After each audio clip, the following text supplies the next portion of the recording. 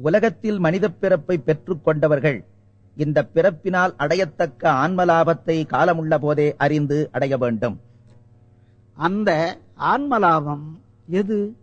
எல்லா கண்டங்களையும், எல்லா புவனங்களையும், எல்லா பொருள்களையும், எல்லா ஜீவர்களையும், எல்லா ஒழுக்கங்களையும், எல்லா பயன்களையும் தமது பூரண இயற்கை விளக்கமாகிய அருட்சக்தியால் தோன்றி விளங்க விளக்கம் செய்விக்கின்ற இயற்கை உண்மை வடிவினராகிய கடவுளின் பூரண இயற்கை இன்பத்தை பெற்று எக்காலத்தும் எவ்விடத்தும் எவ்விதத்தும் எவ்வளவும் தடைபடாமல் வாழ்கின்ற ஒப்பற்ற பெரிய வாழ்வே இந்த மனிதப் பிறப்பினால் அடையத்தக்க ஆன்மலாபம் என்று உண்மையாக அறிய வேண்டும்.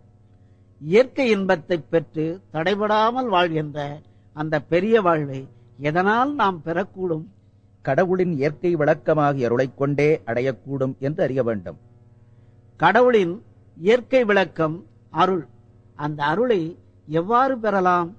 ஜீவகாருண்ய ஒழுக்கத்தினால் கடவுளருளை பெறக்கூடும் அல்லது வேறெந்த வழியாலும் சிறிதும் பெறக்கூடாதென்று உறுதியாக அறிதல் வேண்டும்.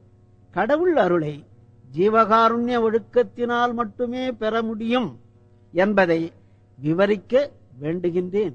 அருள் என்பது கடவுள் தயவு, கடவுள் இயற்கை விளக்கம். ஜீவகாருண்யம் என்பது ஜீவர்கள் தயவு, ஜீவர்கள் ஆன்ம இயற்கை விளக்கம். இதனால் தயவைக் கொண்டு தயவை பெறுதலும் விளக்கத்தைக் கொண்டு விளக்கத்தை பெறுதலும் கூடும். வேறொன்றினால் பெறக்கூடாமை அனுபவமாதலின் ஜீவகாருண்யத்தைக் கொண்டு அருளை பெறுதல் கூடும். வேறொன்றினாலும் பெறக்கூடாமை நிச்சயம். இதற்கு வேறு பிரமாணம் வேண்டாம் என்று அறிய வேண்டும். அருளை பெறுவதற்கு ஜீவகாருண்யமே வழியாதலால் ஞான வழி என்பதும் சன்மார்க்கம் என்பதும் ஜீவகாருண்ய ஒழுக்கம் என்பதும், அஞ்ஞான வழி என்பதும் துன்மார்க்கம் என்பதும் ஜீவகாருண்ய ஒழுக்கமில்லாமை என்றும் அறியப்படும். ஜீவகாருண்யம் விளங்கும் போது அறிவும் அன்பும் உடனாக நின்று விளங்கும். அதனால் உபகார சக்தி விளங்கும். அந்த உபகார சக்தியால் எல்லா நன்மைகளும் தோன்றும். ஜீவகாருண்யம் மறையும் போது அறிவும் அன்பும் உடனாக மறையும். அதனால் உபகார சக்தி மறையும்.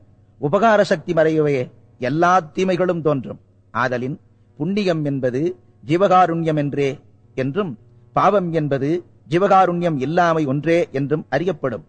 ஜீவகாருண்ய ஒழுக்கத்தினால் வரும் விளக்கமே கடவுள் விளக்கம் என்றும், ஜீவகாருண்ய ஒழுக்கத்தினால் வரும் இன்பமே கடவுள் இன்பம் என்றும், இவ்விளக்கத்தையும் இன்பத்தையும் பலகால் கண்டு அனுபவித்து பூர்த்தியடைந்த சாத்தியர்களே ஜீவன் முக்தர் என்றும், அவர்களே கடவுளை அறிவாலறிந்து கடவுள்மயம் ஆவார்கள் என்றும் சத்தியமாக அறிய வேண்டும். ஜீவகாருண்யம் ஒழுக்கம் என்பது என்ன? ஜீவர்களுக்கு ஜீவர்கள் விஷயமாக உண்டாகின்ற ஆன்ம உருக்கத்தைக் கொண்டு தெய்வ வழிபாடு செய்து வாழ்தல் என்று அறிய வேண்டும். ஆன்மாவானது உயிர்களின் பொருட்டு எப்போது உருகும்? ஜீவர்கள் பசி, தாகம், பிணி, இச்சை, எளிமை, பயம், கொலை இவைகளால் துக்கத்தை அனுபவிக்க கண்டபோதாயினும் கேட்டபோதாயினும் இவ்வாறு உண்டாகுமென்று அறிந்தபோதாயினும் ஆன்ம உருக்கம் உண்டாகுமென்று அறிதல் வேண்டும். ஜீவகாருண்யமாகிய உயிர் இரக்கம் உண்டாவதற்கு உரிமை எப்படி வந்தது? ஜீவர்களெல்லாம் ஒரு தன்மையாகிய இயற்கை உண்மை ஏகதேசங்களாய் சர்வசக்தியுடைய கடவுளால் சிருஷ்டிக்கப்பட்டபடியால் ஓர் உரிமையுள்ள சகோதரர்களே ஆவர். சகோதரர்களுள் ஒருவர் ஓர் ஆபத்தால் துக்கப்படுகின்ற போதும் துக்கப்படுவார் என்றறிந்த போதும் அவரை தமது சகோதரர் என்று கண்ட மற்றொரு சகோதரருக்கு உருக்கம் உண்டாவது சகோதர உரிமையாகலின், ஒரு ஜீவன் துக்கத்தை அனுபவிக்க கண்ட போதும் துக்கப்படும் என்று அறிந்த போதும் மற்றொரு ஜீவனுக்கு உருக்கம் உண்டாவது பழைய ஆன்ம உரிமை என்று அறிய வேண்டும். உயிர் இரக்கமே இல்லாமல் கல் நெஞ்சினராக சிலர் இருக்கின்றார்களே, அவர்களுக்கு மட்டும் ஏன் சகோதர உரிமை இல்லாமல் போயிற்று? துக்கப்படுகின்றவரை தமது சகோதரர் என்றும் துக்கப்படுகின்றார் என்றும் துக்கப்படுவார் என்றும் அறியத்தக்க ஆன்ம அறிவு என்கிற கண்ணானது அஞ்ஞான காசத்தால் மிகவும் ஒளிமழுங்கினபடியாலும் அவைகளுக்கு உபகாரமாக கொண்ட மனம் முதலிய உபநயனங்களாகிய கண்ணாடிகளும் பிரகாச பிரதிபலிதம் இல்லாமல் தடிப்புள்ளவைகளாக இருந்தபடியாலும் கண்டறியக்கூடாமையாயிற்று. அதனால் சகோதர உரிமை இருந்தும் ஜீவகாருண்யம் உண்டாகாமல் இருந்தது என்று அறிய வேண்டும். இதனால் ஜீவகாருண்யம் உள்ளவர் ஆன்ம திருஷ்டி விளக்கம் உள்ளவர் என்று அறியப்படும். ஜீவர்களுக்கு பசி, தாகம், பயம் முதலியவற்றால் வரும் துன்பங்கள் எல்லாம் மனம், கண் முதலிய கருவிகளின் அனுபவம் அல்லது ஆன்ம அனுபவம் அல்ல. எனவே ஜீவகாருண்யம் கொள்வதில் சிறப்பான பயன் என்ன இருக்கின்றது? இந்த தூல தேகத்தில் ஜீவனாக இருக்கிற ஆன்மாவும் அறிவுக்கு அருவாக இருக்கின்ற கடவுள் இயற்கை விளக்கமும் தவிர கரணம், இந்திரியம் முதலிய மற்றவைகளெல்லாம் கருவிகளாகிய தத்துவ சடங்களே அல்லது சித்துக்கள் அல்ல. ஆதலில் சுகதுக்கங்களை சடங்கள் அனுபவிக்க அறியா. செம்மண் சந்தோஷித்தது, துக்கித்தது என்று சொல்லப்படாது. அதுபோல் மனம் சந்தோஷித்தது, துக்கித்தது என்று சொல்லப்படாது. செம்மண்ணினால் தேக வாழ்க்கைக்கு வீடு கட்டிக் கொள்வது போல மனம் முதலான கரணேந்திரியங்களால் ஜீவ வாழ்க்கைக்கு கடவுளால் கட்டிக் கொடுக்கப்பட்ட தேகம் ஒரு சிறிய வீடாகும். இன்ப துன்பங்களை வீட்டில் இருக்கின்றவன் அனுபவிப்பான் அல்லது வீடு அனுபவிக்க மாட்டாது. அன்றியும் காசத்தினால் ஒளிமழுங்கப்பட்டு உபநயனங்களாகிய கண்ணாடிகளால் பார்க்கின்ற கண்கள் துன்ப விஷயத்தை கண்டபோது அக்கண்கள் நீர் சொரியுமே அல்லது கண்ணாடி நீர் சொரிய மாட்டாது. ஆதலால் ஆன்ம திருஷ்டிக்கு உபநயனங்களாக இருக்கின்ற மனம் முதலான கருவிகள் சுகதுக்கங்களை அனுபவிக்க மாட்டா. ஆன்மாவே அனுபவிக்கும் என்றும் அறிய வேண்டும். ஓர் உயிர் இன்பம் பெறும்போது மனம் மகிழ்கின்றது, துக்கம் வந்த இடத்தே மனம் தளர்கின்றது. ஆகவே சுகத்தையும் துன்பத்தையும் அந்த மனம் அனுபவிப்பதாக அறியலாமா? எப்படாது. பளிங்கினார் செய்த வீட்டினுள் இருக்கின்ற வீட்டுத் தலைவனுடைய தேக விளக்கமும் தேகச்சோர்வும் அந்த பளிங்கு வீட்டில் பிரதிபலித்து புறத்தில் தோன்றுவது போலும் கண்களின் மலர்ச்சியும் சோர்வும் அக்கண்களிலிட்ட உபநயனங்களில் பிரதிபலித்து புறத்தில் தோன்றுவது போலும் சுகதுக்கங்களால் ஆன்மாவுக்கு உண்டாகிற மகிழ்ச்சியும் தளர்வும் மனம் முதலான கரணேந்திரியங்களில் பிரதிபலித்து புறத்தில் தோன்றுகின்றன.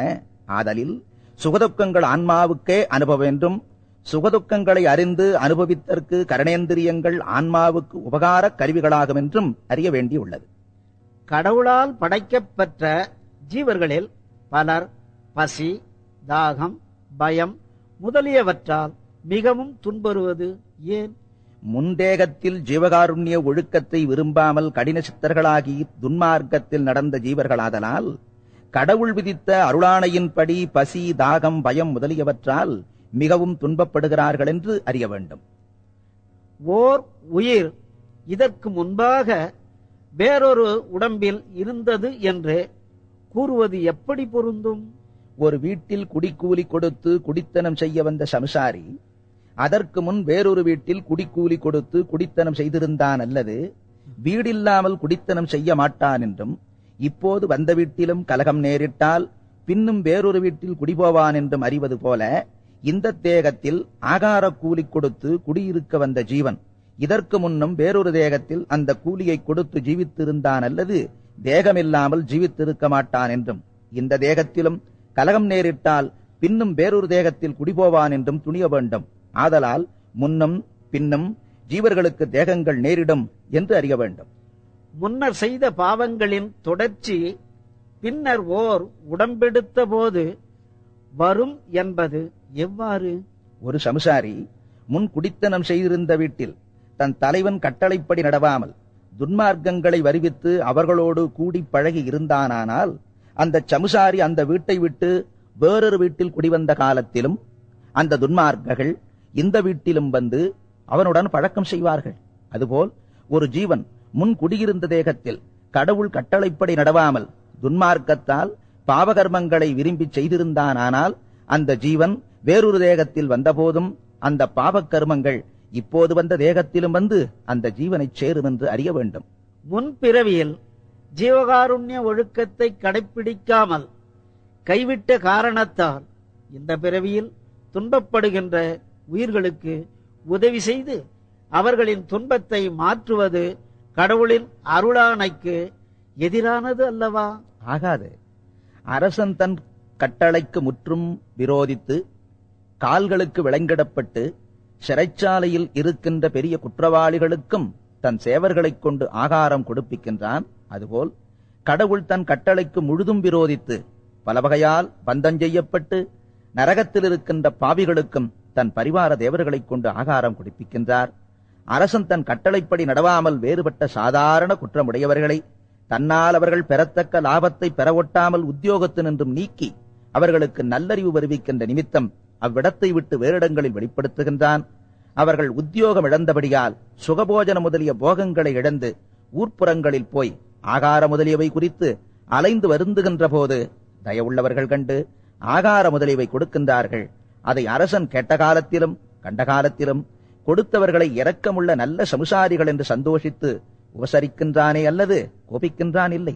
அதுபோல் கடவுள் தம் கட்டளைப்படி நடவாத சாதாரண குற்றமுடைய ஜீவர்களை தமது சக்தியால் அவர்கள் பெறத்தக்க சுகங்களை பெறவொட்டாமல் தாம் கொடுத்த சௌக்கிய புவன போகங்களை விடுவித்து அந்த ஜீவர்களுக்கு நல்லறிவு வருவிக்கும் நிமித்தம் அந்த தேகத்தினின்றும் நீக்கி வேறொரு தேகத்தில் விடுகிறார்.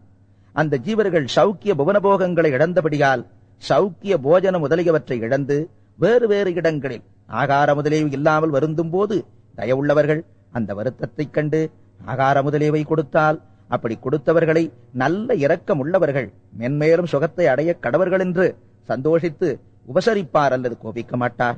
ஆதலால் கடவுள் அருளானைக்கு ஜீவரிடத்து ஜீவர்கள் காருண்யம் வைப்பதை சம்மதமென்று உண்மையாக அறிய வேண்டும்.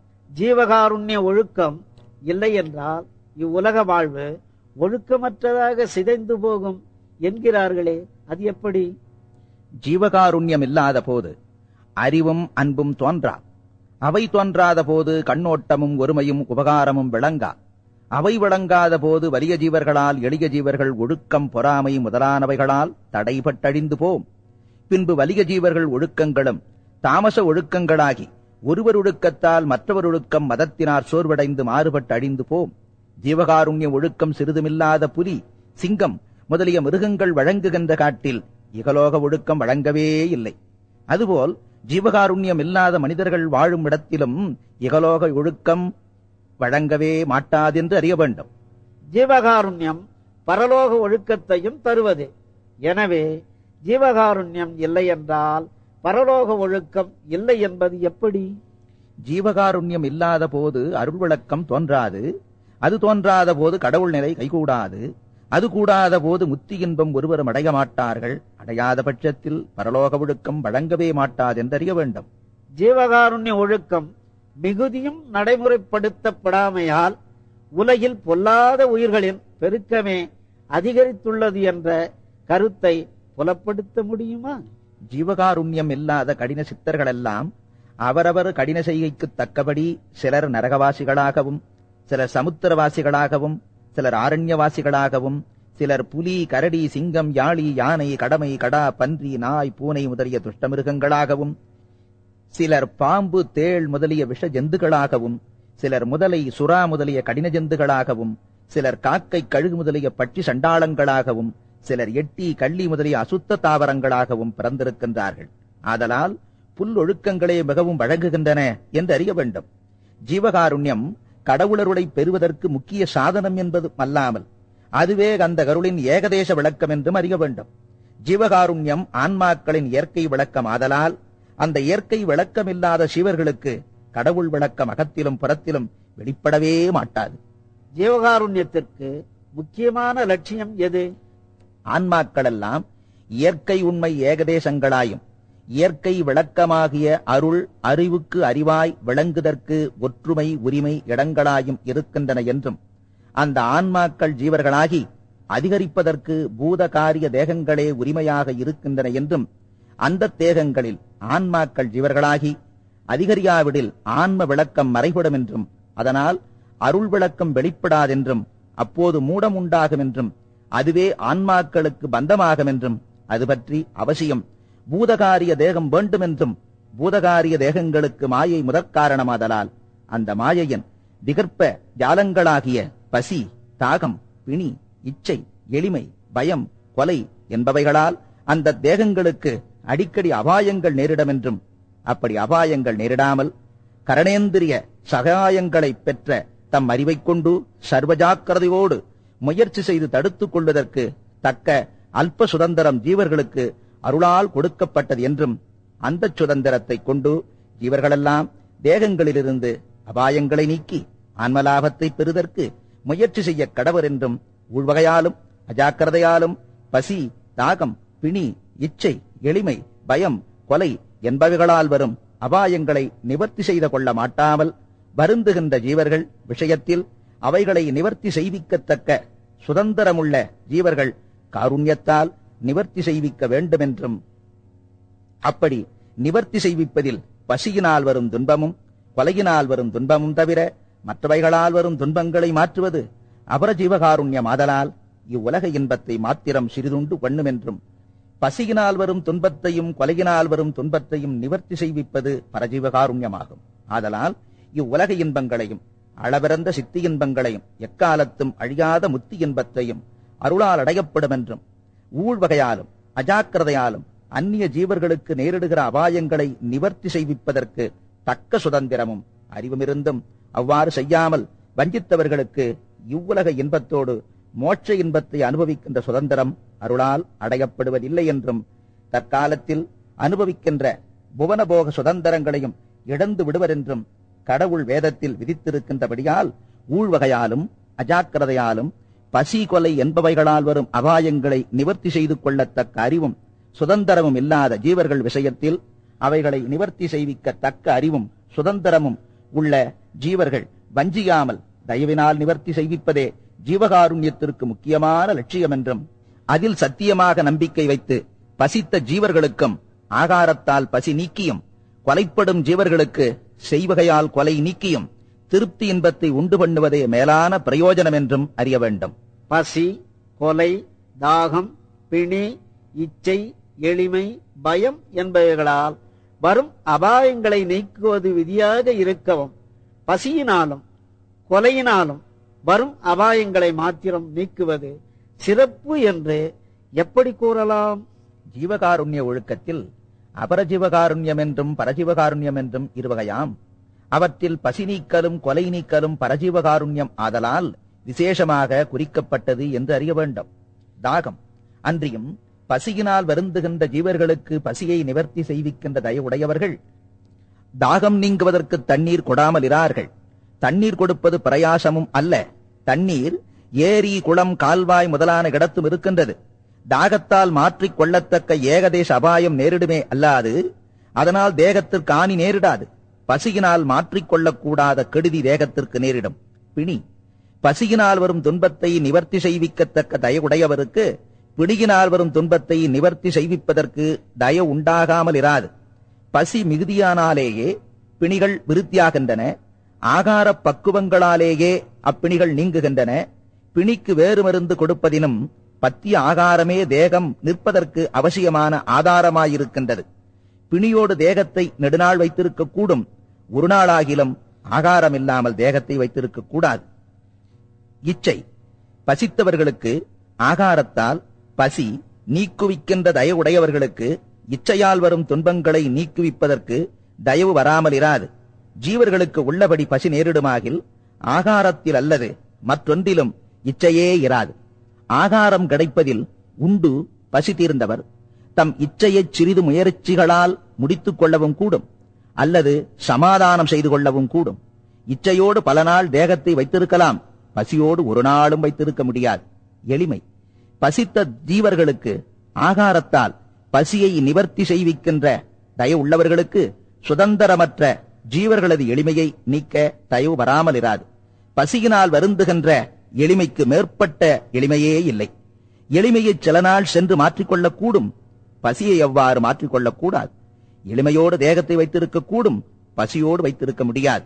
பயம் பசியை நிவர்த்தி செய்விக்கின்ற தயவுடையவருக்கு பயத்தை நிவர்த்தி செய்விப்பதில் தயவு வராமல் இராது. பசியினால் வரும் பயத்திற்கும் கொலையினால் வரும் பயத்திற்கும் மேற்பட்ட பயமே இல்லை. பயத்தை உபாயத்தால் நீக்கிக் கொள்ளக்கூடும், பசியை உபாயத்தால் நீக்கிக் கொள்ளக்கூடாது. பயத்தோடு தேகத்தை வைத்திருக்கலாம், பசியோடு வைத்திருக்க கூடாது. பசியினால் வரும் அவத்தைகளும் துன்பங்களும் கொலையினால் வரும் அவத்தைகளும் துன்பங்களும் தம்முள் ஒத்திருக்கின்றன. ஆதலால் பசியினால் வரும் துன்பத்தையும் கொலையினால் வரும் துன்பத்தையும் நிவர்த்தி செய்விப்பதே ஜீவகாருண்யத்திற்கு முக்கிய லட்சியம் என்று அறிய வேண்டும். அப்படியானால் கொலையினால் வரும் துன்பத்தை நீக்குவதை காட்டிலும் பசியினால் வரும் துன்பத்தை நீக்குவதை அடிக்கடி வலியுறுத்தி உரைப்பது ஏன்? ஒரு ஜீவன் பசியினால் கொல்லப்படும் என்பதை அறிந்து காருண்யத்தால் பசியை நீக்கி உயிர் பிழைக்கும்படி செய்பவர் வேறு வகையால் உயிர்கொலை நேரிட்டால் அதற்கு இறங்கி அந்த கொலையால் வரும் துன்பத்தை நிவர்த்தி செய்யாமல் இரார்கள். கொலையால் வரும் துன்பத்தை நிவர்த்தி செய்யாதவர்கள் பசியால் வரும் துன்பத்தையும் நிவர்த்தி செய்வதற்கத்தக்க தயவுடையவர்கள் ஆக மாட்டார்கள். பசியால் வரும் கொலையை ஆகாரத்தால் அன்றி வேறு வகையால் நிவர்த்தி செய்விக்கப்படாது. பகை முதலியவற்றால் வரும் கொலையை அநேக உபாயத்தால் நிவர்த்தி செய்விக்க கூடுமாதலால் கொலையால் வரும் துன்பத்தை பசியால் வரும் துன்பத்தில் அமைத்து அடிக்கடி வலியுறுத்துகின்றது என்று அறிய வேண்டும். அன்றியும் தாகத்தால் வருந்துகின்றவரும், பிணியால் வருந்துகின்றவரும், இச்சையால் வருந்துகின்றவரும், எளிமையால் வருந்துகின்றவரும், பயத்தால் வருந்துகின்றவரும் பசி வருத்தம் உண்டாகும் போது அவ்வ வருத்தங்களையெல்லாம் மறந்து பசி வருத்தம் ஏற்பட்டு ஆகாரம் தேட முயற்சி செய்கின்றார்கள். அன்றி அரசன் ஆக்கினையால் கொலை குற்றம் பற்றி கொலை செய்ய விதிக்கப்பட்ட குற்றவாளியும் பசி வந்தபோது தன் பயத்தையும் துன்பத்தையும் மறந்து அந்த பசியை மாற்றிக்கொள்ள முயலுகிறான். வைத்தியரால் நாம் இறந்து விடுவது நிச்சயம் என்று தெரிந்து கொண்ட வியாதியாளரும் முப்பாளரும் பசி வந்தபோது தமது துன்பத்தை மறந்து பசி நீக்க முயலுகின்றார்கள். பசிக்கு தயவினால் ஆகாரம் கொடுக்க துணிந்தவன் வேறு வகையால் ஜீவர்கள் இம்சைப்பட்டழிவதற்கு சம்மதிக்கவே மாட்டான். ஆகலினும் பசியால் வரும் துன்பத்தை நிவர்த்தி செய்விக்கிற தர்மத்தை அடிக்கடி வலியுறுத்துவதென்று அறிய வேண்டும். பசியினால் வரும் கெடுதி எல்லா ஜீவர்களுக்கும் தேகநாசம் செய்வது உண்மையானால் எல்லா ஜீவர்கள் பசியையும் அறிந்து நிவர்த்தி செய்விக்க வேண்டும். அப்படி நிவர்த்தி செய்விக்க தொடங்கில் கடவுளால் சிருஷ்டிக்கப்பட்ட தேவர், மனிதர், நரகர், மிருகம், பறவை, ஊர்வன, தாவரம் என்கிற இவ்வெழுவகைப்பட்ட அளவிறந்த பேதங்களை உடைய ஜீவர்களது பசியை அறிந்து நீக்குவது அசாத்தியமாகுமே.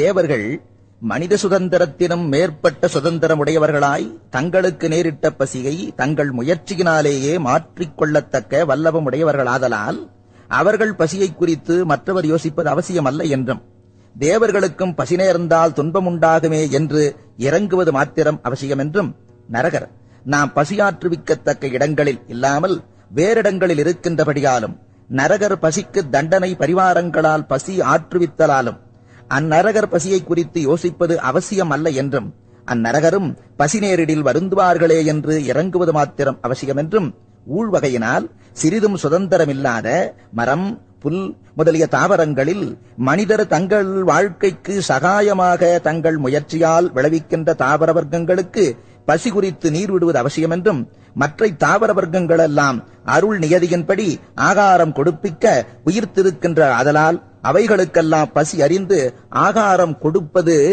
நமது சுதந்திரம் அல்ல, கடவுள் சுதந்திரம் என்றும், அவை குறித்து யோசிப்பது அவசியமல்ல என்றும், ஆகாரம் இல்லாவிடில் வருந்துமே என்று இறங்குதல் மாத்திரம் அவசியம் என்றும், நிலத்திலும் நீரிலும் ஊறுகின்ற உயிர்களுக்கும் பறவைகளுக்கும் மிருகங்களுக்கும் அவ்வவற்றின் ஊழ்வகைக்கு தக்கபடி அருள் நியதி ஆகாரம் கொடுப்பிக்க உண்டு பசியாறுகின்ற என்றும், அவ்வகைகளுக்கு தக்க ஆகாரம் அறிந்து கொடுப்பது நமது சுதந்திரம் அல்ல, கடவுள் சுதந்திரம் என்றும், அவைகளில் மனிதர் வாழ்க்கைக்கு சகாயமாக தங்கள் சுதந்திரத்தால் சம்பாதித்துக் கொள்ளுகின்ற பசு, எருது, எருமை, கடா, ஆடு, குதிரை முதலிய சில மிருகங்களுக்கு ஆகாரம் கொடுத்து பசியாற்றுதல் அவசியம் என்றும், மனிதர்களில் ஆண் மக்கள், பெண் மக்கள் என்று இருவகைப்பட்ட எல்லா மனிதர்களுக்கும் பசியால் வரும் நஷ்டங்களும் துன்பங்களும் பசி நிவர்த்தியால் வரும் லாபங்களும் இன்பங்களும் பொதுவில் ஒரு தன்மையாயிருத்தலாலும், பசியால் வரும் நஷ்டங்களையும் துன்பங்களையும் மனம் முதலான அந்தக்கரண விருத்தியினாலும்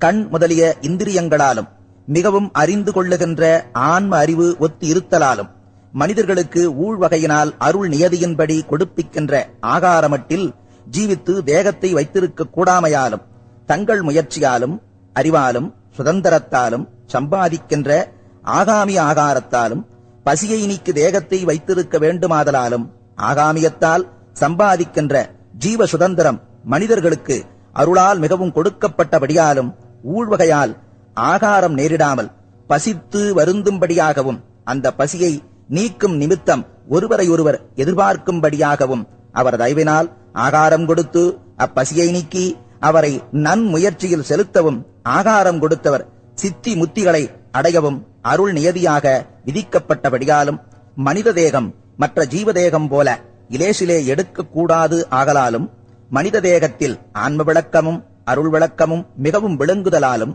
இந்த மனித தேகம் போனால் மீளவும் இந்த தேகம் வரும் என்ற நிச்சயம் இல்லாமையாலும் இந்த மனித தேகம் முத்தி இன்பம் பெறுதற்கே எடுத்த தேகமாதலாலும் இந்த மனித தேகம் மாத்திரமே முதற் சிருஷ்டி தொடங்கி கடவுள் சம்மதத்தால் சிருஷ்டிக்கப்பட்ட உயர்ந்த அறிவை உடைய தேகமாதலாலும் மனிதர்கள் மாத்திரம் பசியாற்றுவிக்கின்ற ஜீவகாருண்ய விதியை பொதுவில் அவசியம் உறுதியாக பிடிக்க வேண்டும் என்றும் கடவுள் விதித்திருக்கின்றபடியால் பசியை ஆகாரத்தினால் நிவர்த்தி செய்விக்கின்ற ஜீவகாருண்ய ஒழுக்கம் மனிதர்களிடத்தே பெரும்பான்மை நடத்த வேண்டும் என்று அறிய வேண்டும். ஊழ்வகைக்கு தக்கபடி மிருகம், பறவை முதலிய ஜீவர்களுக்கு அருளால் நியதி ஆகாரம் மாத்திரம் இருக்க, மனிதர்களுக்கு மாத்திரம் ஊழ் நியதி ஆகாரத்தோடு ஆகாமிய முயற்சி ஆகாரமும் வேண்டுவது அவசியம் என்றது எப்படி? மனிதர்கள் பிராரத்தப்படி நியதியாகாரத்தை புசித்து பிராரத்த அனுபவத்தை நீக்கிக் கொண்டு ஆகாமியத்தால் முயற்சியாகாரத்தை புசித்து கரணேந்திரிய தேகத்தை வலுவுள்ளதாக செய்து கொண்டு ஷண்மார்க்க சாதனத்தை அனுசரித்து சித்தி முத்தி இன்பங்களை பெறக் கடவர் என்று கடவுள் விதித்திருக்கின்றபடியால் மனிதர்களுக்கு பிராரத்த ஆகாரமும் ஆகாமிய முயற்சி ஆகாரமும் அவசியம் வேண்டும் என்று அறிய வேண்டும். மிருகம், பட்சி, ஊர்வன, தாவரம் என்கிற ஜீவதேகங்கள் தண்டனை நிமித்தம் விதித்த தேகங்களாதலால் பிராரத்த ஆகாரம் கடவுள் விதித்த வண்ணம் அருட்சக்தியால் தடைபடாமல் கொடுக்கப்படும் ஆகலில் ஆகாமிய ஆகாரம் சம்பாதிக்க வேண்டாம் என்று அறிய வேண்டும். ஆனால் ஜீவகாருண்யம் எல்லா ஜீவர்களுக்கும் பொதுவென்று முதலில் குறிக்கப்பட்டது ஏன்? ஜீவகாருண்ய ஒழுக்கத்தில் முக்கியமாக எல்லா மனிதர்களுக்கும் பொதுவில் பசியினால் வரும் துன்பத்தை நிவர்த்தி செய்து ஆகாரத்தினால் திருப்தி இன்பத்தை உண்டு பண்ண வேண்டும் என்றும், பசியைப் போல் வேறு வகையினால் ஜீவகொலை நேரிடுவதால் அந்த ஜீவகொலையை தம்மார் கூடிய வரையில் எவ்விதத்தலாயினும் தடை செய்து உயிர் பெறுவித்து சந்தோஷிப்பிக்க வேண்டும் என்றும், பிணி, பயம் முதலிய மற்ற ஏதுக்களால் ஜீவர்களுக்கு துன்பம் நேரிடில் அத்துன்பங்கள் தங்களால் நீக்கத்தக்கவைகளால் ஆகில் நீக்க வேண்டும் என்றும், மிருகம், பறவை, ஊர்வன, தாவரம் முதலிய ஜீவர்களிடத்து பயத்தினால் வரும் துன்பத்தையும் கொலையினால் வரும் துன்பத்தையும் எவ்விதத்தும் நிவர்த்தி செய்ய வேண்டும் என்றும், அவற்றுள் துட்ட ஜீவர்களிடத்தும் சிறிது பயத்தினால் வரும் துன்பம் மாத்திரமே அல்லது கொலையினால் வரும் துன்பங்களை செய்யப்படாது என்றும், இவ்வகை முழுவதும் ஜீவகாருண்யமே ஆதலால் எல்லா உயிர்களிடத்தும் ஜீவகாருண்யம் வேண்டும் என்று கடவுளால் ஆணை செய்ததென்று அறிய வேண்டும். மனிதர்கள் தங்கள் வாழ்க்கைக்கு சகாயமாக சம்பாதிக்கின்ற உயிர்களில் சில உயிர்கள் தாமச ஆகாரமாகிய மாமிச ஆகாரம் செய்வதனால் அவைகளுக்கு பசியாற்றுவிக்கும் போது அந்த ஆகாரத்தை கொடுத்து ஆற்றுவிக்கப்படாதோ? ஒரு ஜீவனைக் கொன்று ஒரு ஜீவனுக்கு மாமிசத்தால் பசியாற்றுதல் ஜீவகாருண்ய ஒழுக்கமே அல்ல என்றும் கடவுள் சம்மதமும் அல்ல என்றும் இவைகளுக்கு முழு விரோதம் என்றும் அறிய வேண்டும். எல்லா ஜீவர்களும் இயற்கை உண்மை ஏகதேசங்களாகி கடவுள் இயற்கை விளக்கமாகி அருளுக்கு இடமாக இருக்கின்றபடியாலும், கடவுள் இயற்கை விளக்கம் மறைபடும் போது ஜீவத்தன்மை இல்லாதபடியாலும், கடவுள் இயற்கை விளக்கமும் ஜீவன் இயற்கை விளக்கமும் ஒன்றோடொன்று மாறுபடாதது ஆகலாலும், கடவுள் இயற்கை விளக்கமும் ஜீவன் இயற்கை விளக்கமும் அந்தந்த தேகங்களிலும் விளங்குகின்றபடியாலும், ஒரு ஜீவனை வதைத்து அதனால் மற்றொரு ஜீவனுக்கு பசியாற்றுதல் ஜீவகாருண்ய ஒழுக்கத்திற்கு முழு விரோதம் என்றே அறிய வேண்டும். புலி, சிங்கம் முதலிய மிருகங்கள் மற்றொரு ஜீவனை கொன்று தின்று தாமச ஆகாரத்தால் பசியாற்றி திருப்தி இன்பத்தை அடைந்து சந்தோஷிக்கின்றன. அந்த சந்தோஷம் கடவுள் இயற்கை விளக்க ஏகதேசமும் ஜீவன் இயற்கை விளக்க நிறைவும் எனவும் கொள்ளக்கூடாதோ? கூடாது. தாமச ஆகாரத்தால் பூரண சத்துவமாகிய கடவுள் இயற்கை விளக்க ஏகதேசமும் ஏகதேச சத்துவமாகிய ஆன்ம இயற்கை விளக்கமும் விளங்கா. இருளால் ஒளி விளங்காதது போல. இதை தாமச ஆகாரம் என்பது என்னை? கடவுள் விளக்கம் வெளிப்படாதபடி ஆன்ம விளக்கத்தை மறைத்த இம்சை ஆகாரமாதலால் தாமச ஆகாரமாயிற்று. இந்த ஆகாரத்தால் வந்த திருப்தி இன்பமாகிய சந்தோஷ விளக்கம் எதனுடைய விளக்கம்? அனாதி பசுகரண மாயா விளக்கம் என்று அறிய வேண்டும். பசு என்பது என்னை? ஆணவம், மாயை, கன்மம் என்கிற மும்மல பந்தத்தால் ஒன்றுபட்டு அறிவு இழந்த ஆன்மாவையே பசு என்பது. அப்பசுவிற்கு விளக்கம் தோன்றுவது எப்படி? சூரியனை மறைத்த மேகவண்ணத்திலுள்ள இருளினிடத்தும் சூரிய பிரகாச விசேஷம் தோன்றுதலால் அவ்விருளும் விளக்கமாக வழங்குகின்றது. அதுபோல அசுத்தமாயா கரணங்களும் தாமச குணமும் இருள் வண்ணமுடைய வாயினும் தம்மால் மறைக்கப்பட்ட பரஜீவ விளக்க விசேஷத்தால் அசுத்தமாயா கரணமும் தாமச குணமும் விளக்கமாக வழங்குகின்றன. இதனால் மாமிச ஆகாரத்தில் வரும் விளக்கம் அசுத்தமாயா கரண விளக்கமே என்று அறிய வேண்டும். ஆனால் மரம், புல், நெல் முதலான தாவரங்களும் உயிராகவே சொல்லப்படுகின்றனவே. அவைகளை இம்சை செய்து ஆகாரமாக கொண்டால் அவை தாமச ஆகாரம் அல்லவோ? அதனால் வந்த சந்தோஷம் அசுத்த மனோகரண சந்தோஷம் அல்லவோ? மரம், புல், நெல் முதலான தாவரங்களும் உயிர்கள்தான். அவைகளை இம்சை செய்து ஆகாரம் கொண்டால் அது ஏகதேச தாமச ஆகாரம்தான். அந்த ஆகாரத்தால் வந்த சந்தோஷமும் அசுத்தகரண சந்தோஷம்தான். ஆனாலும் அப்படி அல்ல.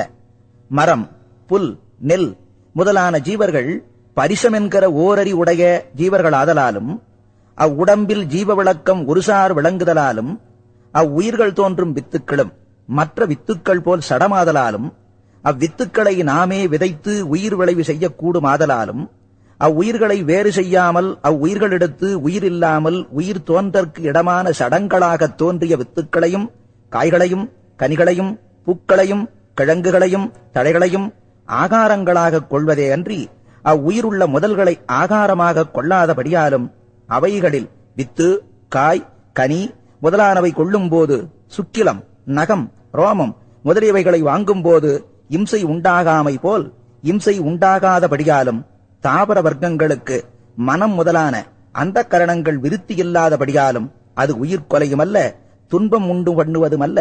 அதனால் அது ஜீவகாருண்ய விரோதம் ஆகாது. அந்த ஆகாரத்தால் வந்த சந்தோஷமும் ஜீவ விளக்க சகிதமான கடவுள் விளக்கமே ஆகும் என்று அறிய வேண்டும். மரம் முதலிய தாவரங்களில் தோன்றிய வித்துக்களை இனி உயிர் ஏறுதற்கு இடமாகிய ஜடங்கள் என்பது எப்படி? வித்துக்களில் ஜீவன் இருந்தால் நிலத்தில் விதையாமுன்னமே விளைய வேண்டும். நிலத்தில் விதைத்த காலத்தும் சில வித்துக்கள் விளையாமலே இருக்கின்றன. அன்றியும் வித்தென்பது காரணம். இந்த காரணம் உடம்பு தோன்றுதற்கே என்று சிறு பிள்ளைகளாலும் அறியப்படும். அன்றி உயிர் நித்தியம், உடம்பு அனித்தியம். நித்தியமான உயிர் காரணம் வேண்டாது. அனித்தியமாகிய உடம்பே காரணம் வேண்டும். ஆதலில் வித்துக்களை சடமென்று அறிய வேண்டும். ஆனால் வித்துக்களிடத்து ஆன்மாக்கள் ஏறுவது எப்படி? நிலத்திற்கலந்த வித்திற்கு நீர் விடில் அந்த நீரின் வழியாக கடவுள் அருள் நியதியின்படி ஆன்மாக்கள் அணுத்தேகத்தோடு கூடி நிலத்திற் சென்று அந்நிலத்தின் பக்குவ சக்தியோடு கலந்து வித்துக்களினிடமாக செல்கின்றன என்று அறிய வேண்டும். முளைகளையே பிடுங்கப்படாதென்று சிலர் சொல்லுகின்றார்கள். வித்து, காய், இலை முதலியவைகளை புசிக்கலாம் என்று சொல்லுவது எப்படி? வித்து நிலத்திற்படிந்தபின் நீர் வழியாக ஆன்மாவானது சென்று பக்குவ சக்தியில் கலந்து வித்திலேறி முளைத்தபடியால் முளையானது வித்து, காய் முதலியவைகளைப் போல சடமல்ல. ஆதலால் முளைகளை பிடுங்கப்படாது என்பது உண்மை என்று அறிய வேண்டும். வித்து, காய், கனி முதலியவற்றில் உயிர்கொலை இல்லாவிடினும் நகம், ரோமம், சுக்கிலம் முதலியவற்றில் இருக்கிற அசுத்தமாவதில்லையோ? தத்துவ விருத்தியும் தாது விருத்தியும் இல்லாதபடியால் அசுத்தமும் இல்லை. ஆகலில் மரம், புல், நெல் முதலியவைகளின் வித்து, காய், கனி, தழை முதலியவற்றை புசிப்பது ஜீவகாருண்ய விரோதம் அல்ல என்று அறிய வேண்டும். மாமிச ஆகாரம் புலி முதலாகிய துட்ட மிருகங்களுக்கு நியதி ஆகாரம் அல்லவோ? அது அவ்வுயிர்களுக்கு சிருஷ்டி நியதி ஆகாரம் அல்ல, பரம்பரை வழக்கத்தால் பெற்ற ஆகாரம் என்று அறிய வேண்டும். ஆகலில் அதை நிவர்த்தி செய்வித்து சத்துவ ஆகாரங்களை புசிப்பிக்கும்படி செய்யவும் கூடும். ஒரு சீலமுடையவன் கிரகத்தில் வழங்குகின்ற பூனைக்கும் நாய்க்கும் வேறிடங்களில் போய் அசுத்த ஆகாரம் கொள்ளாமல் காவல் செய்து அடிநாள் தொடங்கி சுத்த ஆகார வழக்கமே செய்விக்கின்றான். அவைகளை புசித்து உயிர் வழங்கி வருகின்றன.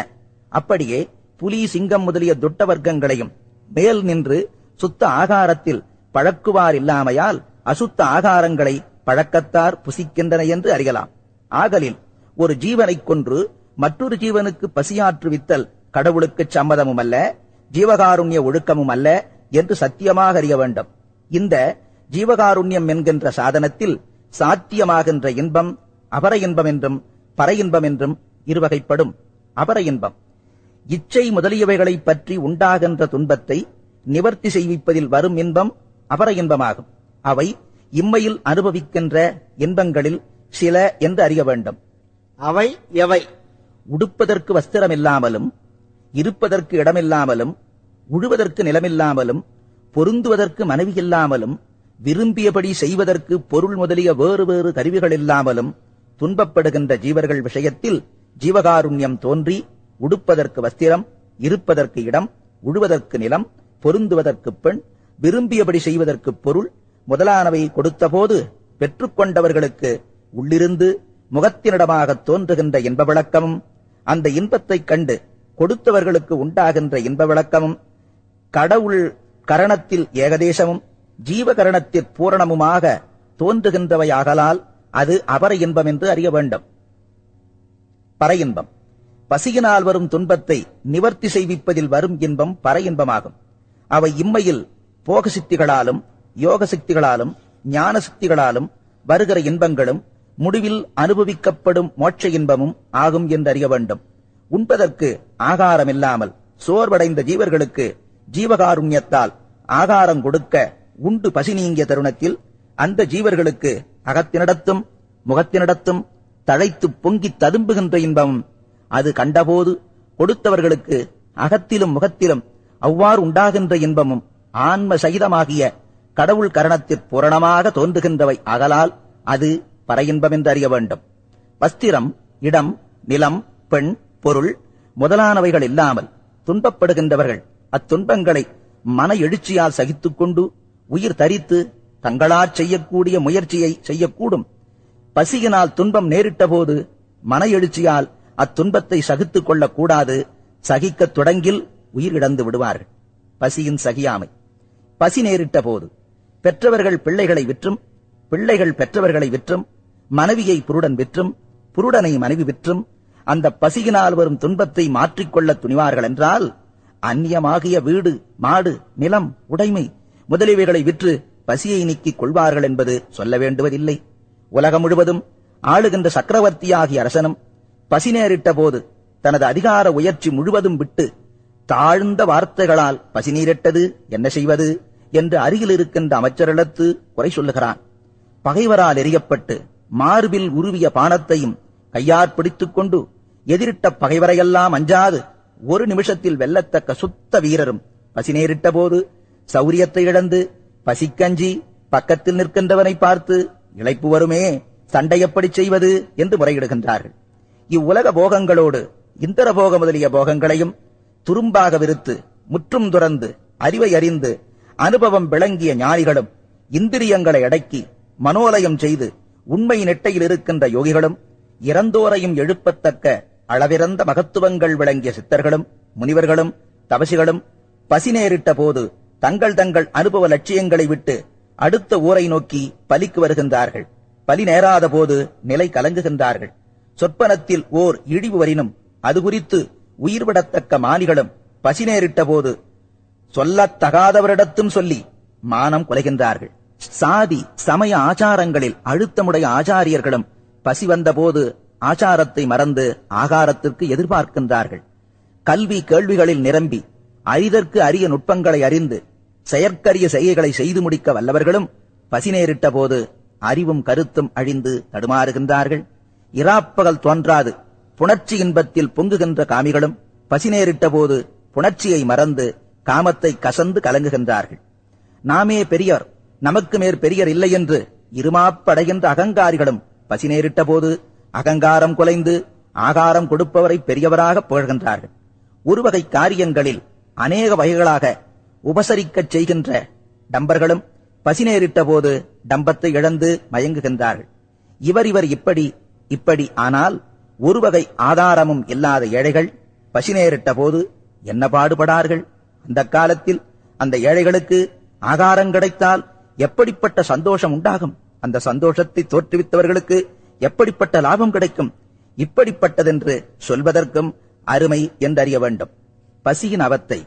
ஜீவர்களுக்கு பசி அதிகரித்த காலத்தில் ஜீவ அறிவு விளக்கமில்லாமல் மயங்குகின்றது. அது மயங்கவே அறிவுக்கு அறிவாகிய கடவுள் விளக்கம் மறைபடுகின்றது. அது மறையவே புருட தத்துவம் சோர்ந்து விடுகிறது. அது சோரவே பிரகிருதி தத்துவம் மழுங்குகின்றது. அது மழுங்கவே குணங்களெல்லாம் பேதப்படுகின்றன. மனம் தடுமாறிச் சிதறுகின்றது. புத்தி கெடுகின்றது. சித்தம் கலங்குகின்றது. அகங்காரம் அழிகின்றது. பிராணம் சுழல்கின்றது.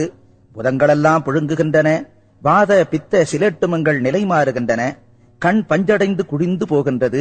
காது கும் என்று செவிடுபடுகின்றது, நா உலர்ந்து வரலுகின்றது, நாசி குழைந்து அழல்கின்றது, தோல் மெலிந்து ஸ்மரணை கெடுகின்றது, கைகால் சோர்ந்து துவழுகின்றன, வாக்கு தொனி மாறிக் குளறுகின்றது, பற்கள் தளறுகின்றன, மல ஜல வழி வெதும்புகின்றது, மேனி கருகுகின்றது, ரோமம் வெறிக்கின்றது, நரம்புகள் குழைந்து நைகின்றன, நாடிகள் கட்டுவிட்டு குழைகின்றன, எலும்புகள் கருகி பூட்டுகள் நெக்குவிக்கின்றன, இருதயம் வேகின்றது, மூளை சுருங்குகின்றது, சுக்கிலம் வெதும்பி வற்றுகின்றது, ஈரல் கரைகின்றது, இரத்தமும் சலமும் சுவருகின்றன, மாமிசம் குழைந்து தன்மை கெடுகின்றது, வயிறு பகீர் என்று எரிகின்றது, தாபசோபங்கள் மேன்மேலும் உண்டாகின்றன, உயிரிழந்து விடுவதற்கு மிகவும் சமீபத்த அடையாளங்களும் அனுபவங்களும் மேன்மேலும் தோன்றுகின்றன. பசியினால் இவ்வளவு அவத்தைகளும் தோன்றுவது ஜீவர்களுக்கெல்லாம் பொதுவாகவே இருக்கின்றது. இவ்வளவு அவத்தைகளும் ஆகாரம் கிடைத்தபோது உண்டு பசி நீங்குகின்றன. அப்போது தத்துவங்களெல்லாம் தழைத்து உள்ளம் குளிர்ந்து அறிவு விளங்கி அகத்திலும் முகத்திலும் ஜீவகளையும் கடவுள்களையும் துளும்பி ஒப்பில்லாத திருப்தி இன்பம் உண்டாகின்றது. இப்படிப்பட்ட இன்பத்தை உண்டு பண்ணுகின்ற புண்ணியத்துக்கு எந்த புண்ணியத்தை இணை என்று சொல்லலாம்? இந்த புண்ணியத்தை செய்கின்ற புண்ணியர்களை எந்த தெய்வத்துக்கு சரி என்று சொல்லலாம்? எல்லா தெய்வங்களுக்கும் மேலாகிய கடவுள் அம்சம் என்றே சத்தியமாக அறிய வேண்டும். இதனால் நரக வேதனை, ஜனன வேதனை, மரண வேதனை என்கின்ற 3 வேதனைகளும் கூடி முடிந்த வேதனையே பசிவேதனை என்றும், அகம், புறம், நடு, கீழ், மேல், பக்கம் என்கிற எவ்விடத்தும் நிறைந்து எக்காலத்தும் வேறுபடாத மோட்ச இன்பமே ஆகாரத்தினால் உண்டாகும் திருப்தி இன்பம் என்றும் அறியப்படும். பசி என்பது ஓர் உபகாரக் கருவி. பசி இல்லாவிடில் ஜீவர்கள் ஆகாரம் குறித்து ஒருவரை ஒருவர் எதிர்பார்க்க மாட்டார்கள். எதிர்பாராத பட்சத்தில் உபகாரச் செய்கை தோன்றாது. அது தோன்றாத போது ஜீவகாருண்யம் விளங்காது. அது விளங்காத போது கடவுளருள் கிடைக்க மாட்டாது. ஆதலால் பசியும் கடவுளார் கொடுக்கப்பட்ட ஓர் உபகாரக் கருவி என்றே அறிய வேண்டும்.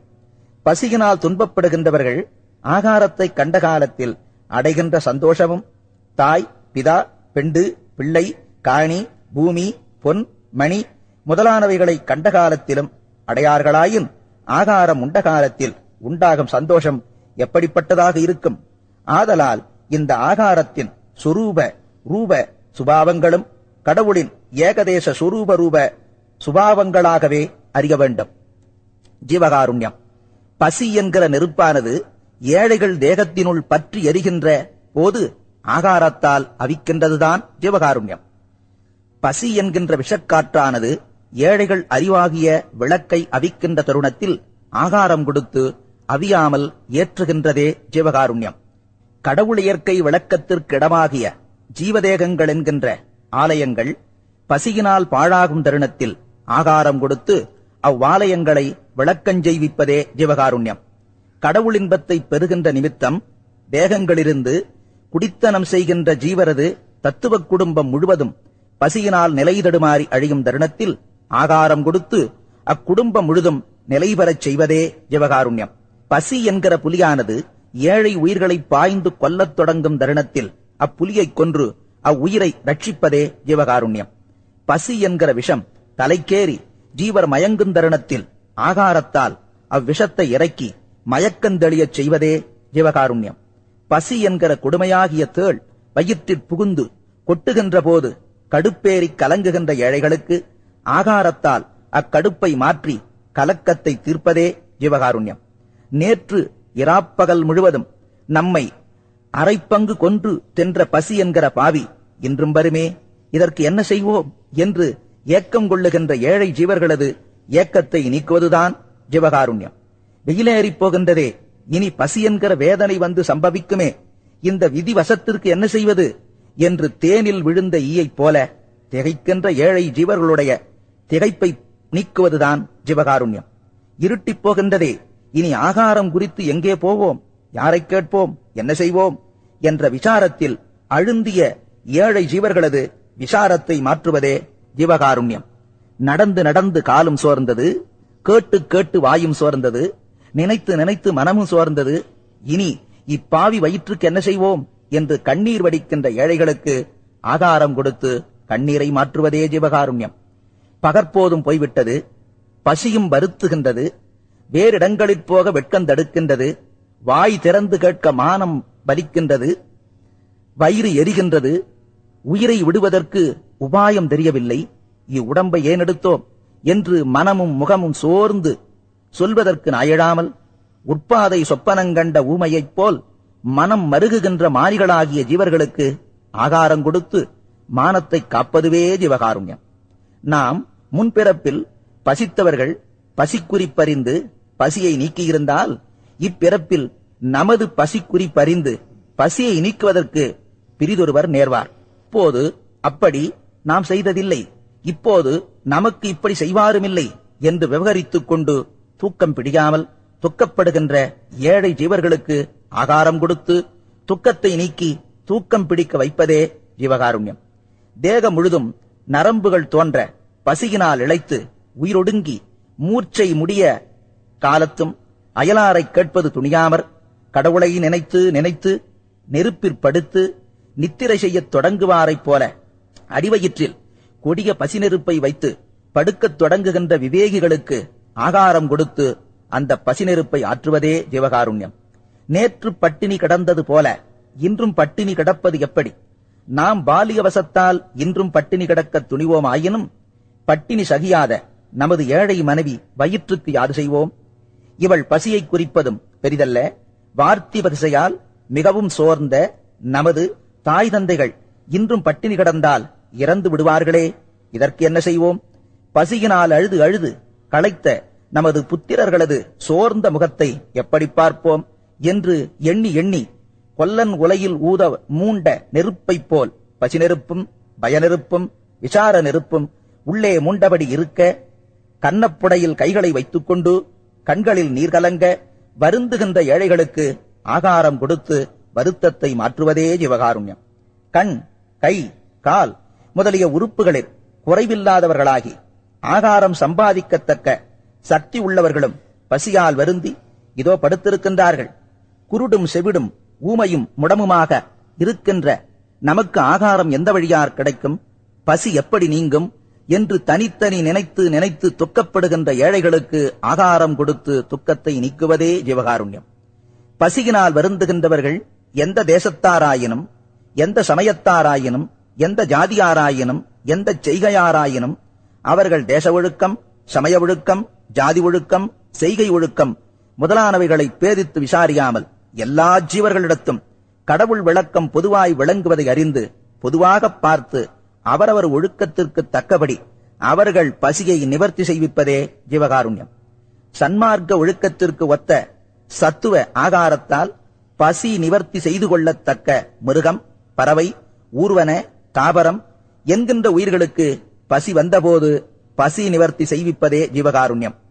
பசியை நிவர்த்தி செய்து கொள்ளத்தக்க புவன போக சுதந்திரங்களை பெறுதற்குரிய அறிவுகிருந்தும் பூர்வ கர்மத்தாலும் அஜாக்கிரதையாலும் அச்சுதந்திரத்தை பெற்றுக் கொள்ளாமல் பசியினால் வருந்துகின்ற ஜீவர்களுக்கு ஆகாரம் கொடுத்து அந்த பசி வருத்தத்தை நீக்கி திருப்தி இன்பத்தை உண்டு பண்ணுவதற்கு காரணமாகிய ஜீவகாருண்யம் என்கிற திறவுகோலை கொண்டுதான் மோட்சமாகிய மேல் வீட்டு கதவை திறந்து கொண்டு உள்ளே புகுந்து எக்காலத்தும் அழியாத இன்பத்தை அனுபவித்து வாழ வேண்டும். பகலில் ஜீவகாருண்யம் என்கின்ற மோட்ச வீட்டு திறவுகோலை காலமுள்ள போதே சம்பாதித்துக் கொண்ட சமுசாரிகள் சரியை கிரியை யோகம் ஞானம் என்கிற சாதன சகாயங்களை வேண்டாமல் எக்காலத்தும் அடையாத இன்ப வீட்டை அடைந்து அவ்வீட்டுக் கதவை திறந்து கொண்டு உள்ளே புகுந்து நித்திய முத்தர்களாய் வாழ்வார்கள். புண்ணிய பூமிகளை வலஞ்செய்தல், புண்ணிய தீர்த்தங்களாடல், புண்ணிய தலங்களில் வசித்தல், புண்ணிய மூர்த்திகளை தரிசித்தல், தோத்திரம் செய்தல், ஜபம் செய்தல், விரதம் செய்தல், யாகம் செய்தல், பூஜை செய்தல் முதலிய சரியை கிரியைகளைச் செய்கின்ற விரதிகளும் பக்தர்களும் இருடிகளும் உணவை நீக்கி உறக்கத்தை விட்டு விடயச் சார்புகளை துறந்து இந்திரியங்களை அடக்கி மனோலயம் செய்து யோகத்தில் இருக்கின்ற யோகிகளும் அளவிறந்த சித்தி இன்பங்களை பெற்ற சித்தர்களும் நித்தியா நித்தியங்களை அறிந்து எல்லா பற்றுக்களையும் துறந்து பிரம்மானுபாவத்தை பெற்ற ஞானிகளும் ஜீவகாருண்யம் என்கிற திறவுகோலை சம்பாதித்துக் கொள்ளாதவர்களானால் மோட்சம் என்கிற மேல் வீட்டிற்கு முன்னும் பின்னுமாக ஏறி சமீபத்தில் காத்திருந்து மீளவும் அத்திறவுகோலை சம்பாதிக்க திரும்புவார்கள் அல்லது கதவை திறந்து உள்ளே புகுந்து இன்பத்தை அடைந்து வாழமாட்டார்கள் என்று உண்மையாக அறிய வேண்டும். இதனால் அறிவு விளங்கிய ஜீவர்களுக்கு எல்லாம் ஜீவகாருண்யமே கடவுள் வழிபாடு என்றும் அறியப்படும். அன்றியும் ஜீவகாருண்ய ஒழுக்கத்தை உடையவர்களாகி அருந்தல், பொருந்தல் முதலிய பிரபஞ்ச போகங்களை அனுபவிக்கின்ற சம்சாரிகளெல்லாம் சர்வ சக்தியை உடைய கடவுள் அருளுக்கு முழுவதும் பாத்திரமாவார்கள்.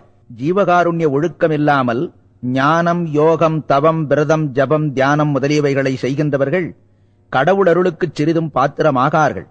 அவர்களை ஆன்ம விளக்கம் உள்ளவர்களாகவும் நினைக்கப்படாது. ஜீவகாருண்யம் இல்லாது செய்யப்படுகின்ற செய்கைகளெல்லாம் பிரயோஜனமில்லாத மாயாஜாலச் செய்கைகளே ஆகும் என்று அறிய வேண்டும். எல்லா ஜீவர்களும் கடவுள் இயற்கை உண்மை ஏகதேசங்களாதலாலும் அவரவர் இடங்களிற் கடவுள் அருள் விளக்கம் விளங்குதலாலும் சமுசாரிகளுள் தமது தாய், தந்தை, புணர்ந்தோர், மக்கள், துணைவர் முதலிய குடும்ப மட்டில் பசியாற்றிக் கொள்ளத்தக்க அற்ப சக்தியுள்ள சமுசாரிகள். தாய், பிதா, மக்கள், துணைவர் முதலிய குடும்பத்தாரை பசியினார் பரிதவிக்க விட்டு அயலாருக்கு பசியாற்றத் தொடங்குதலும், தம்மிடத்து பசித்து வந்த அயலாரை அந்த பசியால் பரிதவிக்க விட்டு தம் குடும்பத்தார் பசியை ஆற்றத் தொடங்குதலும் கடவுள் அருளுக்குச் சம்மதமல்ல. ஆகலால் நமது குடும்பச் செலவை கூடிய மட்டில் சிக்கனம் செய்து இருதிறத்தார் பசியை நீக்குதல் வேண்டும் என்றும், அற்ப சக்தியினும் குறைவுபட்டு தமது குடும்ப மட்டிலும் பசியாற்றுவிப்பதற்கு பிரயாசையால் மிகச்சிறிய முயற்சியுடைய சம்சாரிகள் தமது குடும்ப மட்டிலாவது பசியாற்றுவித்துக் கொண்டு தம்மிடத்து பசித்து வந்த அயலார் விஷயத்தில் மிகவும் தயவுடையவர்களாகி அவர் பசியை மற்றொருவரை கொண்டாவது ஆற்றுவிப்பதற்கு தக்க முயற்சி எடுத்துக்கொள்ள வேண்டுமென்றும், இயல்புள்ள பிரபல சம்சாரிகள் தங்கள் தங்கள் வருவாய்க்கு தக்க வரையில் தாய், பிதா, புணர்ந்தோர், மக்கள், துணைவர், உறவினர், சிநேகர், அதிதிகள், பெரியர், அடிமைகள், அயலார், பகைவர் முதலியவர்களுக்கும் தமது குடும்பத்திற்குச் சகாயமாக தேடிய பசு, எருது, எருமை, ஆடு, குதிரை, தாவர முதலிய பிராணிகளுக்கும் பசியை ஆற்றுவித்து திருப்தி இன்பத்தை உண்டு பண்ண வேண்டுமென்றும், விவாகம், புத்திரப்பேறு, தெய்வம் படைத்தல் முதலிய பலவகை செய்கைகளில் வேறு வேறு சடங்குகளும் வேறு வேறு வினோதங்களும் வேறு வேறு பெருமைப்பாடுகளும் குறித்து பொருட்செலவு செய்தலை அமைத்து விவாக முதலிய அந்தந்த செய்கைகளிலும் பசித்த ஜீவர்களுக்கு பசியை ஆற்றுவித்து இன்பத்தை உண்டு பண்ணுகின்ற சிறப்பினையே செய்ய வேண்டுமென்றும், அப்படிச் செய்யில் பசித்தவர் பசி நீங்கி அடைந்த இன்பத்திலும் அநேக மடங்கு அதிகமான இன்பத்தை தாம் அடைவார்கள் என்றும் சத்தியமாக அறிய வேண்டும். சமுசாரிகள் விவாக முதலிய விசேஷ காரியங்களில் பந்தலை அலங்கரித்தும் அவ்விடத்தில் வேறு வேறு சடங்குகளை செய்வித்தும் ஆடல், பாடல், வரிசை, ஊர்வலம் முதலிய வினோதங்களையும் அப்பவர்க்கம், சித்திரான்னம் முதலிய பெருமைப்பாடுகளையும் நடத்தியும் எக்களிப்பில் அழுந்தி இருக்கும் தருணத்தில் பசித்த ஏழைகள் முகத்தை பார்க்கவும் சம்மதிக்கவில்லை. இப்படிப்பட்ட சந்தோஷ காலத்தில் தமக்காயினும் தமது மக்கள், துணைவர் முதலியோர்க்காயினும் ஒவ்வொரு ஆபத்து நேரிடுகின்றது. அப்போது அவ்வளவு சந்தோஷத்தையும் இழந்து துக்கப்படுகிறார்கள். இப்படி துக்கப்படும் போது அலங்காரம் செய்த பந்தலும் சங்கல்ப விகல்பமான சடங்குகளும் ஆடல், பாடல், வாத்தியம், வரிசை, ஊர்கோலம் முதலிய வினோதங்களும் அப்பவர்க்கம், சித்திரான்னம் முதலிய பெருமைப்பாடுகளும் அந்த ஆபத்தை தடை செய்ய கண்டதில்லை. அந்த சுபகாரியத்தில் உள்ளபடியே பசித்த ஜீவர்களுக்கு ஆகாரம் கொடுத்து பசியை நீக்கி அவர்கள் அகத்திலும் முகத்திலும் கடவுள் விளக்கத்தையும் கடவுளின்பத்தையும் வெளிப்பட செய்திருந்தார்களானால் அந்த விளக்கமும் இன்பமும் அத்தருணத்தில் நேரிட்ட ஆபத்தை நீக்கி விளக்கத்தையும் இன்பத்தையும் சத்தியமாக உண்டு பண்ணுமல்லவா? ஆகலில் விவாக முதலிய விசேஷ செய்கைகளிலும் தங்கள் தங்கள் தரத்திற்கு ஒத்தபடி பசித்தவர்களது பசியை ஆற்றுவித்து திருப்தி இன்பத்தை உண்டு பண்ணுவது முக்கியம் என்றறிய வேண்டும். சூலை, குன்மம், குஷ்டம் முதலிய தீராத வியாதிகளால் வருந்துகின்ற சமுசாரிகள் தங்கள் தரத்திற்கு ஒத்தபடி பசித்தவர்களுக்கு பசியாற்றுவிப்பதே விரதமாக அனுசரித்தார்களானால் அந்த ஜீவகாருண்ய அனுசரிப்பே நல்ல மருந்தாக அந்த வியாதிகளை நிவர்த்தி செய்து விசேஷ சௌக்கியத்தை உண்டு பண்ணும் என்பது உண்மை. பல நாள் சந்ததியில்லாமல் பல பல விரதங்களைச் செய்து வருந்துகின்ற சம்சாரிகள் தங்கள் தரத்திற்கு தக்கபடி பசித்த ஏழைகளது பசியை ஆற்றுவிப்பதே விரதமாக அனுசரிப்பார்களானால் அந்த ஜீவகாருண்ய அனுசரிப்பு நல்ல அறிவுள்ள சந்ததியை உண்டு பண்ணும் என்பது உண்மை. அற்ப வயதென்று குறிப்பினால் அறிந்து கொண்டு இறந்து போவதற்கு அஞ்சி விசாரப்படுகின்ற சம்சாரிகள் தங்கள் தரத்திற்கு தக்கபடி பசித்த ஏழைகளுக்கு பசியை ஆற்றுவிப்பதே விரதமாக அனுசரிப்பார்களானால் அந்த ஜீவகாருண்ய அனுசரிப்பு தீர்க்காயுளை உண்டு பண்ணும் என்பது உண்மை. கல்வி, அறிவு, செல்வம், போகம் முதலியவைகளை குறித்து வருந்துகின்ற சம்சாரிகள் தங்கள் தரத்திற்கு தக்கபடி பசித்த ஏழைகளுக்கு பசியாற்றுவிப்பதை விரதமாக அனுசரிப்பார்களானால் அந்த ஜீவகாருண்ய அனுசரிப்பு கல்வி, அறிவு, செல்வம், போகம் முதலானவைகளை உண்டு பண்ணும் என்பது உண்மை. பசித்தவர்களுக்கு பசியாற்றுவிப்பதை விரதமாக கொண்ட ஜீவகாருண்யமுள்ள சமுசாரிகளுக்கு கோடையில் வெயிலும் வருத்தாது, மண்ணும் சூடு செய்யாது, பெருமழை, பெருங்காற்று, பெரும்பனி, பேரிடி, பெருநெருப்பு முதலிய உட்பாதங்களும் துன்பம் செய்விக்க மாட்டா. விடூசிகை, விஷக்காற்று, விஷசுரம் முதலிய அஜாக்கிரதை பிணிகளும் உண்டாகா. அந்த ஜீவகாருண்யமுள்ள சம்சாரிகள் ஆற்று வெள்ளத்தாலும் கள்ளர்களாலும் விரோதிகளாலும் கலக்கப்படார்கள். அரசர்களாலும் தெய்வங்களாலும் அவமதிக்கப்படார்கள். ஜீவகாருண்யமுள்ள சம்சாரிகளது விளைநிலத்தில் பிரயாசை இல்லாமலே விளைவு மேன்மேலும் உண்டாகும். வியாபாரத்தில் தடையில்லாமல் லாபங்களும் உத்தியோகத்தில் கெடுதியில்லாத மேன்மையும் உண்டாகும். சுற்றங்களாலும் அடிமைகளாலும் சூழப்படுவார்கள். துஷ்ட மிருகங்களாலும் துஷ்ட ஜந்துகளாலும் துஷ்ட பசாசுகளாலும் துஷ்ட தெய்வங்களாலும் பயம் செய்யப்படார்கள். ஜீவகாருண்யமுள்ள சம்சாரிகளுக்கு எப்படிப்பட்ட ஆபத்துக்களும் அஜாக்கிரதையினாலும் ஊழ்வகையினாலும் சத்தியமாக வராது. பசித்தவர்களுக்கு பசியாற்றுவித்து இன்பத்தை உண்டு பண்ணுகிற ஜீவகாருண்ய ஒழுக்கமாகிய மேலான விரதமானது தேவர்கள், மனிதர்கள், பிரமசாரிகள், சமுசாரிகள், தபசிகள், சந்நியாசிகள், ஆண்ஜாதிகர், பெண்ஜாதிகர், வார்த்திபர், வாலிபர், உயர்ந்தோர், தாழ்ந்தோர் முதலிய யாவராலும் அவசியம் செய்யத்தக்கதென்பது கடவுளான என்றறிய வேண்டும். பசித்தவர்க்கு பசியை நீக்குகின்ற விஷயத்தில் புருஷனை பெண்ஜாதி தடுத்தாலும், பெண்ஜாதியை புருஷன் தடுத்தாலும், பிள்ளைகளை தந்தை தடுத்தாலும், தந்தையை பிள்ளைகள் தடுத்தாலும், சீஷரை ஆசாரியர் தடுத்தாலும், அடியாரை ஆண்டவன் தடுத்தாலும், குடிகளை அரசன் தடுத்தாலும், அந்த தடைகளால் சிறிதும் தடைபடாமல் அவரவர் செய்த நன்மை தீமைகள் அவரவரைச் சேருமல்லது வேறிடத்தில் போகாது என்பதை உண்மையாக நம்பி ஜீவகாருண்ய ஒழுக்கத்தை நடத்த வேண்டும் என்றும் அறிய வேண்டும். உள்ளபடி பசியால் வருந்துகின்ற ஜீவர்களுக்கு ஆகாரம் கொடுக்க நினைத்த போது நினைத்த புண்ணியரது மனம் வேறு பற்றுகளை விட்டு சுத்தகரணமாகி நினைத்தபடியால் அந்த புண்ணியர்களை யோகிகள் என்றே உண்மையாக அறிய வேண்டும். ஆகாரம் கொடுக்க நினைத்தபடி உபசரித்துக் கொடுக்கும் போது அவர் உண்ணுவது தாம் உண்ணுவதாக அறிந்து கழிக்கின்றபடியால் ஞானிகள் என்றே உண்மையாக அறிய வேண்டும். ஆகாரம் கொடுக்க உண்டு பசி தீர்த்தவர்களுக்கு அத்தருணத்தில் ஆன்மாவின் உள்ளும் புறத்தும் கீழும் மேலும் நடுவும் பக்கமும் நிறைந்து கரணம் முதலிய தத்துவங்களெல்லாம் குளிர்வித்து தேகம் முழுவதும் சில்லென்று தழைய முகத்தினிடமாக பூரித்து விளங்குகின்ற கடவுள் விளக்கத்தையும் திருப்தி இன்பமாகிய கடவுள் இன்பத்தையும் பிரத்யட்சத்தில் தரிசித்து அனுபவிக்கின்றார்களாதலால் அந்த புண்ணியர்கள் கடவுளை கண்டவர்கள் என்றும் கடவுள் இன்பத்தை அனுபவிக்கின்ற முத்தரென்றும் அறிய வேண்டும். பசி நீங்க உண்டு சந்தோஷித்தவர்கள் இந்த புண்ணியர்களை தெய்வமாக பாவிக்கின்றார்களாதலால் இவர்களே தெய்வமும் என்று உண்மையாக அறிய வேண்டும். ஜீவகாருண்ய ஒழுக்கம் உடையவர்களாகி ஜீவர்களை பசி என்கிற அபாயத்தில் நின்றும் நீங்கச் செய்கின்ற உத்தமர்கள் எந்த ஜாதியாராயினும், எந்த சமயத்தாராயினும், எந்த செய்கையை உடையவர்களாயினும், தேவர், முனிவர், சித்தர், யோகர் முதலிய யாவராலும் வணங்கத்தக்க சிறப்புடையவர் ஆவார்கள் என்று சர்வ சக்தியையுடைய கடவுள் சாட்சியாக சத்தியம் செய்யப்படும் என்றும் அறிய வேண்டும். இன்னும் இந்த ஜீவகாருண்ய ஒழுக்கத்தின் விரிவை சமரச வேதத்தில் கண்டுகொள்ளலாம். திருச்சிற்றம்பலம்.